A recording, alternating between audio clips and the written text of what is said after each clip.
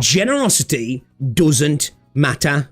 Not really. And this is from Ricardo Zoldan. So, before we get into the video, we were just talking about Enfield, right? And how there's definitely a bit of an agenda from certain parts of the community. There's plenty of things to be critical about Arknight's Enfield.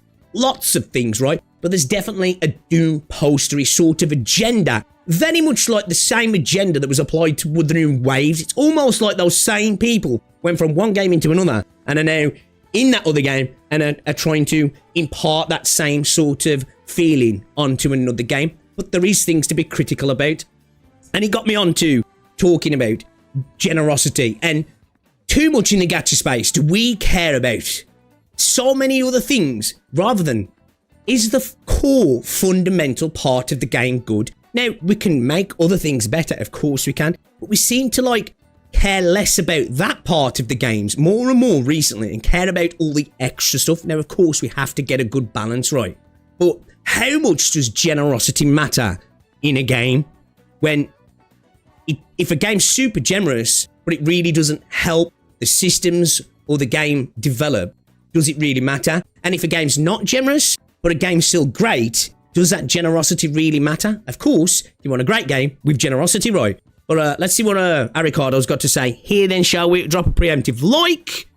And let me know if the volume's good as well then, guys. Let's get into it. There's something you'll see quite often in gacha tribalism debates that, if I'm being entirely honest here, is a retardation. No, wait, no. A red herring that gets in the way of more meaningful discussions regarding the games themselves. Okay. I am referring to how generous a gacha game is. Okay, so he is coming at that angle then. It is, like I say, it becomes the be-all and end-all, right? This game's better than this game because it gives you more pulls, or it's got a better pity system, or there's carryover, or the economy's better. Now, all of those things are kind of important in a gambling game. Or they're treated as more important than the actual fundamental game, right? Which is a weird one, really. It's almost because some people don't play games, but they can argue semantics about systems, right? Either in a general sense or on a patch-by-patch basis, oftentimes with the intent of dragging another gacha game through the mud over their respective generosity, or a lack thereof in the context of a tribalistic debate. Now, and like, don't get me wrong, I've been critical of certain games regarding their systems, and I think it's fair to do, right? I do think it's fair to do. We have to balance it out as well with the actual game, don't we? Aside from when I would frequently shill Girls Frontline 2 in my earlier months of content creation, I never really used poll totals as a value system to determine the worth of playing one gacha game over another. I agree. I'm the same. Again, it's always something I acknowledge, and it's something I still think Enfield could do better on, and it was something we spoke about that would be a big worry for people, right? But it's not the defining factor of whether I continue playing a game or I start playing a game, right? I'll play games to play games, and then hopefully the systems that go along with it are good, right? Could argue that's because I have the disposable income which allows me to safely disconnect from the pressures of distributing premium currency around. But honestly, it's much simpler than that and is a sentiment that transcends any one individual's personal finances. Am I having fun playing this game? Facts. This basic of basics when it comes to playing video games seems to get lost completely when premium currency talks get thrown around. Like, everyone's so caught up in how much free stuff they can amass over actually enjoying the game. Because when it comes to tribalism, it's not actually about the game, because fun is subjective. So when it comes to tribalistic arguments, you can't really win a tribalistic point when you're trying to argue from a subjective point of view and trying to turn it into an objective point of view, because it just makes you look silly. So what people then attempt to do is look at objective facts within a game that don't necessarily relate to fun, directly at least, but can, depending on the type of player you are, and then use that as an objective way to describe the game, rather than looking at how fun a game is. Well, let's talk about pull currency. It's a way that people can make themselves feel better about a product and constantly talk about how generous is the corporation to me, and then in turn, how much can I suck the dong of the corporation, rather than caring about the product. So many people in the gacha space couldn't give a toss about the product. They cared about how the company makes them feel, and then how they want to like basically glaze the corporation as well. You know, it's really an interesting thing with humans. It's like, just enjoy stuff. Stop trying to suck up to corporations all the time. Now, to be fair, I do understand why pull counts are a common battleground for gacha tribalism, because enjoyment of a game is a subjective thing that is different for everyone. Oh shit. Whereas discussing pull income is a lot more cut and dry and We're fucking mind melded here. Man, this is not pre-watch, by the way.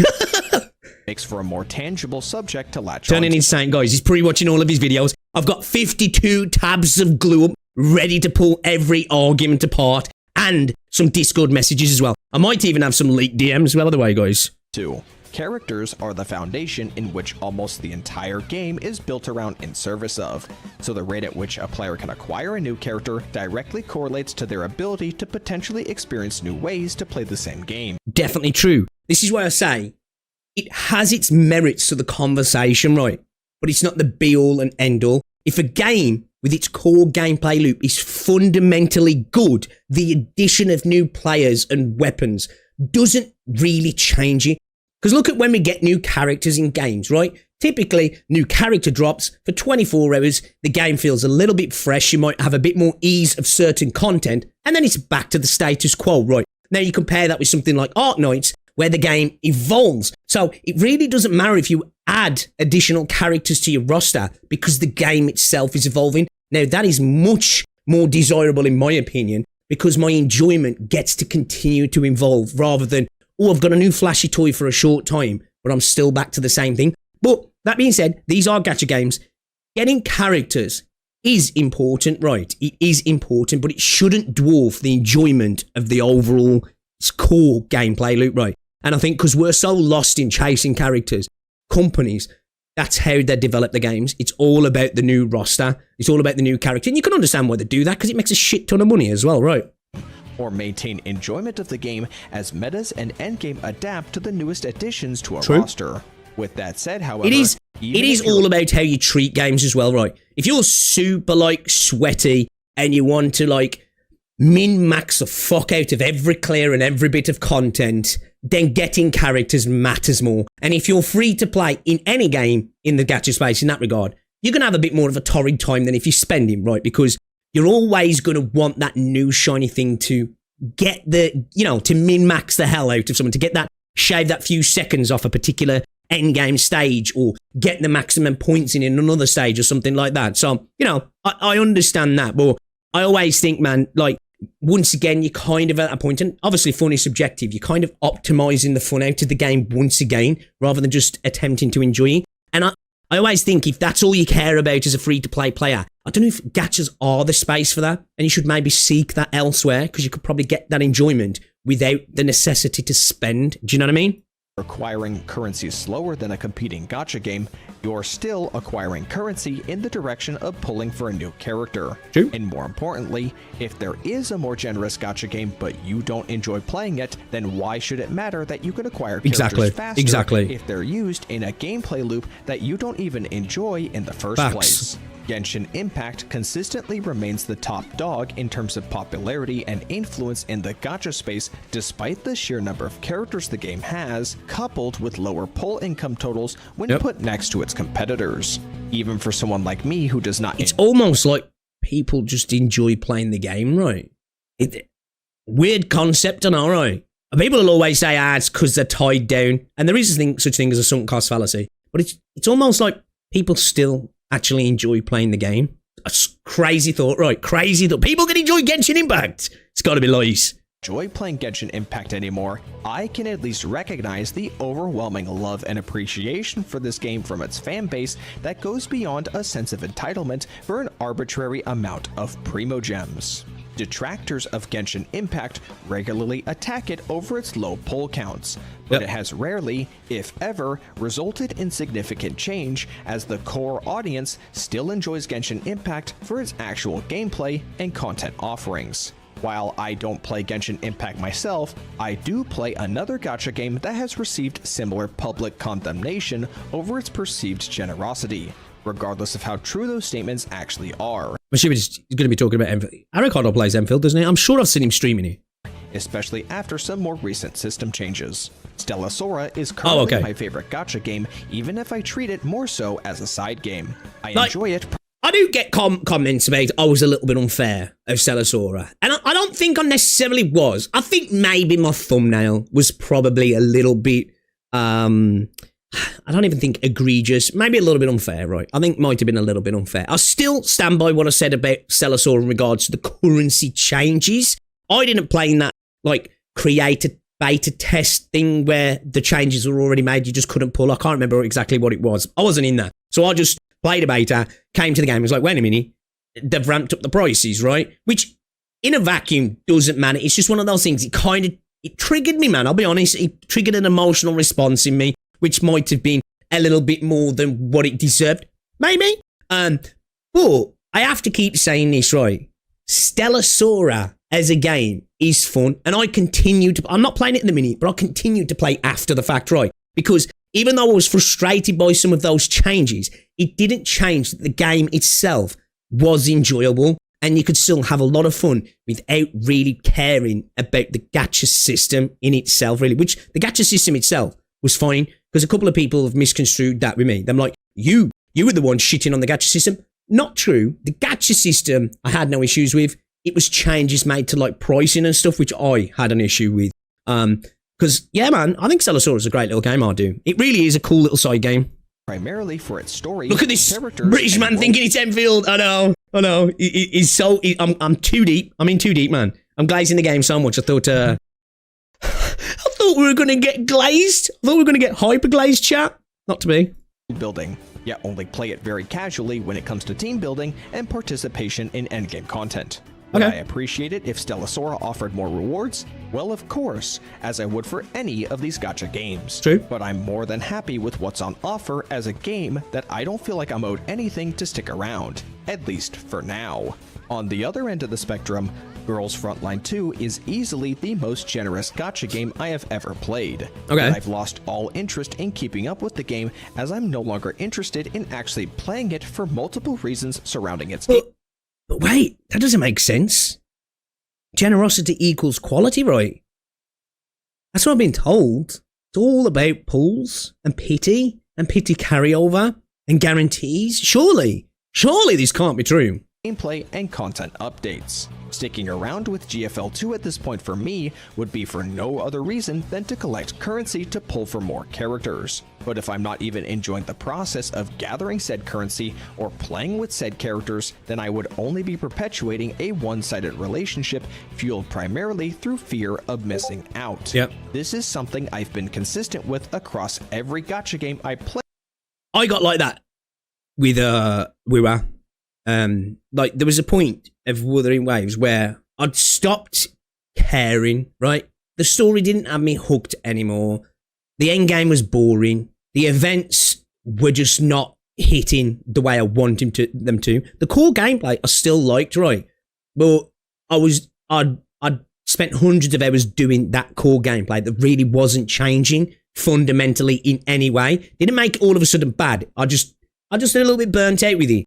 And I got to that point where, you know, you stop maybe doing all the content, or you stop enjoying the content at first, but you're there just to get the rewards. And then you stop doing that content, but you're logging in every day and doing your dailies just to get the rewards.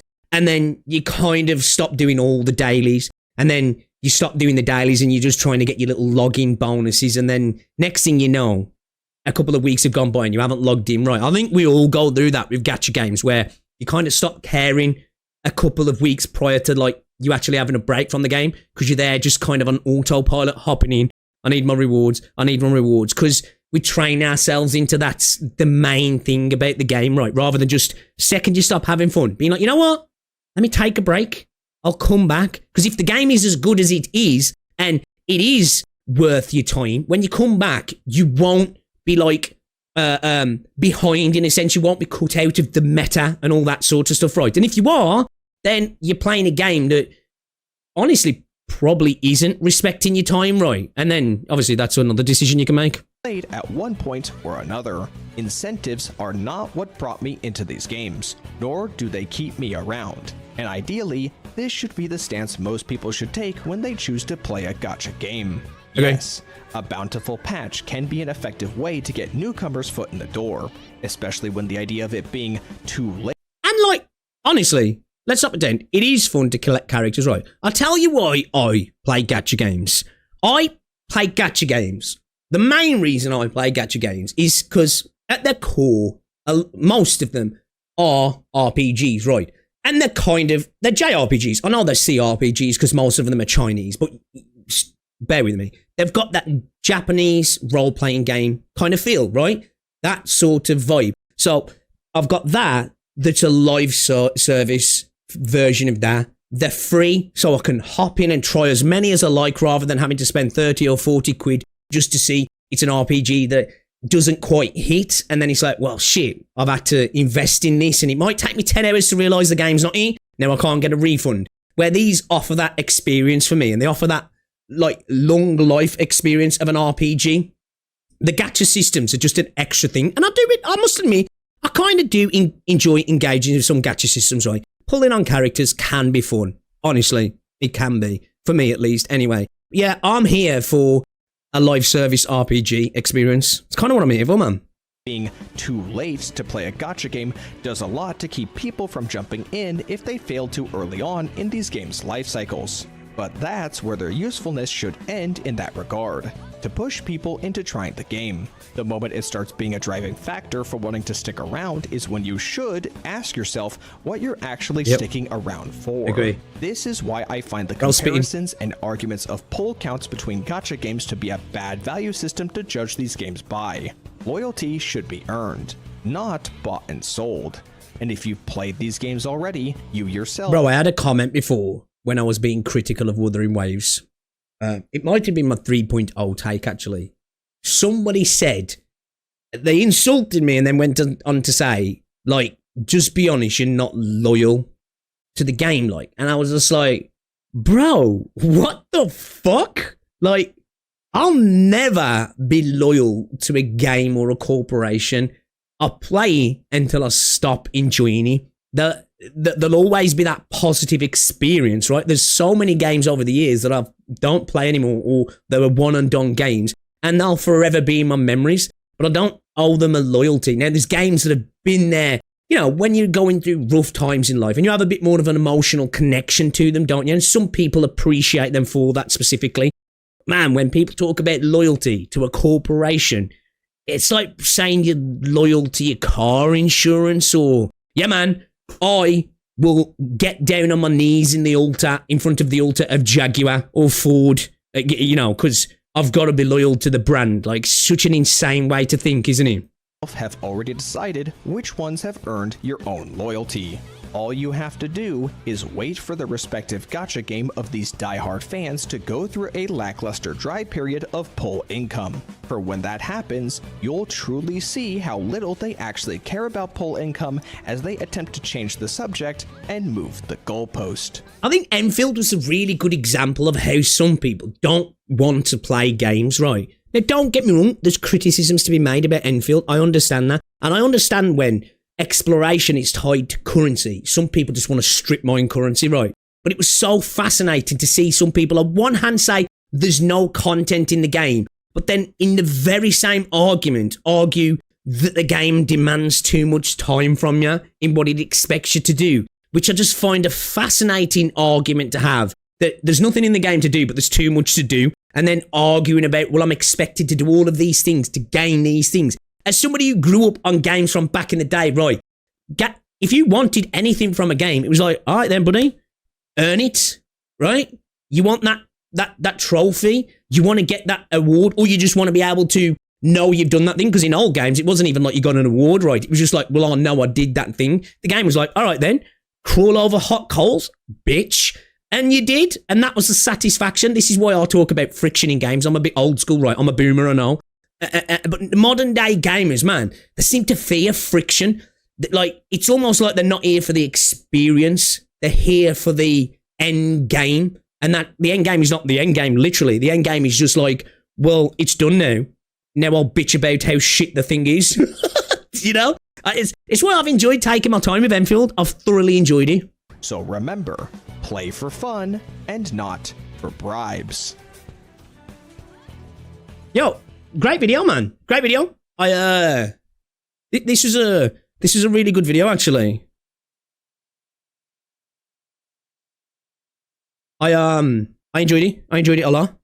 I like exactly what he's talking about, and he's spitting facts, right? He's spitting facts. I think this is lost in the gacha space. Like, too many people are just wrapped up in the systems rather than the games itself. And again, as I say, the systems are important and that they have like actual impact on the game. No denying it, right? If the meta of a game is shocking and power creep is rampant and the game's incredibly ungenerous and you can't get access to half of the stuff, and if you don't, you're fucked, then fundamentally that's a shit game, right? The core gameplay might be good and you might still stick around for that, but it's having an effect on your enjoyment, right? It's about the balance. Or, as he said, the game can be the most generous game ever. It's not fun. Who cares, right? Who cares?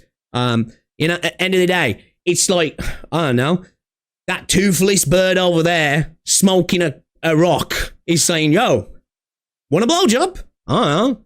Hey, look, she's being generous, right? But I don't know if you want to risk it. That's what I'm saying anyway. Anyway, guys, let me know what you think down below. Subscribe if you haven't.